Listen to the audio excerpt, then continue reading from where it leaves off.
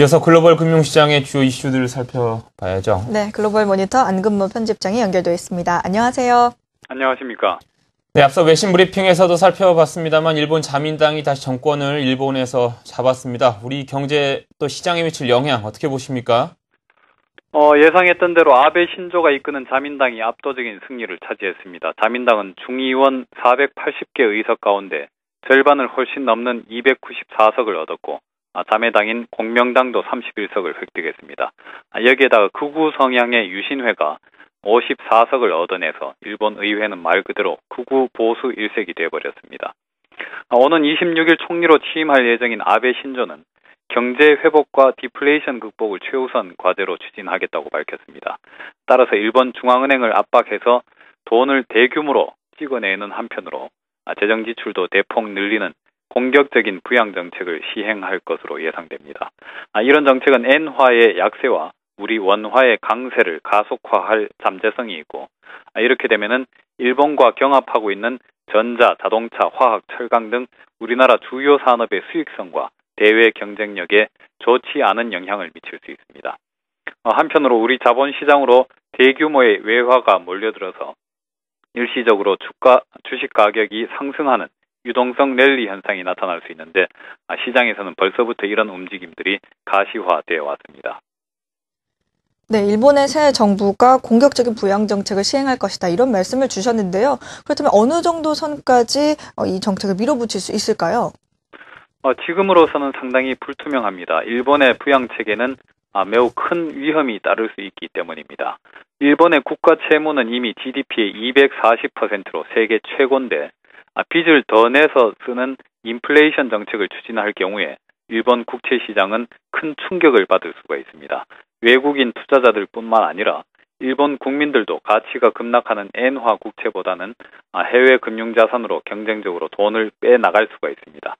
이렇게 되면 충격이 충격을 부르는 악순환이 발생할 수 있습니다. 엔화는 폭락하고 국채 수익률은 폭등해서 일본 정부의 재정 부담과 부채가 걷잡을 수 없이 늘어나는 그리스와 똑같은 상황에 빠질 수가 있죠. 이런 위험성 때문에 일본 새 정부가 공언했던 것보다는 조심스러운 부양책에 나설 가능성도 있습니다. 그렇다면 엔화나 우리 원화 환율이라든가 실물 경제와 주식 시장에 미치는 영향도 제한적이겠죠. 과감하게 밀어붙였다가는 재정이 붕괴되는 파국의 위험이 있고 소극적으로 나섰다가는 지금 같은 부진에서 벗어날 수 없는 상황인 겁니다. 일본 정부가 과연 그 중도 지점에 해당하는 최적의 정책을 수행할 수 있을지 여부는 두고 지켜보는 수밖에 없는데 지금 우리 경제와 시장에 미치는 불확실성도 그만큼 커진 것은 사실입니다. 네, 일본 새로 정권을 잡은 자민당 정부가 부양책에 나서긴 나설 것인데 상황을 보면서 조심스럽게 할 가능성이 있다 이렇게 말씀을 하신 거고요. 미국은 재정절벽 회피 협상이 어떻게 진행되고 있습니까? 진전이 있었습니다. 오바마 대통령은 사회보장 지출을 축소하기 위한 수단을 도입하는 데 동의를 했고 공화당의 베이너 하원 의장은 부자 세율 인상을 제한적으로 수용했다고 합니다. 지난 금요일에 두 사람이 전화 통화를 해서 이런 협상안을 주고받은 것으로 알려졌습니다. 다만 양측은 서로 만족하지 못하고 있고 그래서 합의안을 마련하지도 못했습니다. 오바마 대통령은 메디케어, 즉 노인 의료보험 대상 축소 요구를 거부하고 있고 베이너 의장이 수용한 부자 세율 인상 대상은 연소득 100만 달러 이상으로 오바마 대통령이 요구한 대상보다 훨씬 적습니다.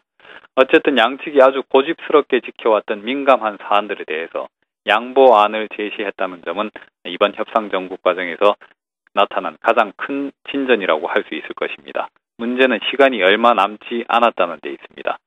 그래서 일각에서는 당장 다음 달부터 충격이 발생하는 것은 막는 정도로 우선 봉합만 해놓은 뒤에 협상을 다음 달 이후로 계속 끌고 가는 방안이 거론되고 있습니다.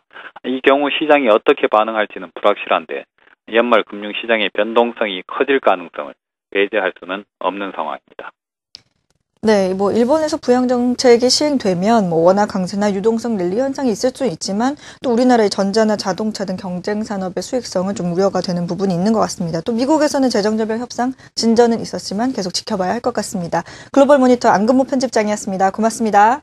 감사합니다.